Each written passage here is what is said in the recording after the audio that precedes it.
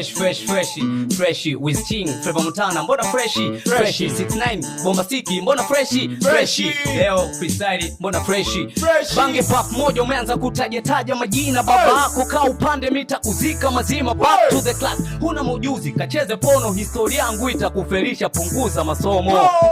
Bonge la dada ukimwona mboso unashauka kachizi kapewa loba la kopo, eti taipeleka rap kimataifa, tizi hujatoboa funa ongea nyoko kumbe hater kama mafrendi wa Facebook, ndio maana picha zako nyingi ni za face tupu, asapigia mabesti wa kungie luku, maana hii kujibu haitoshi kwa umeme wa buku.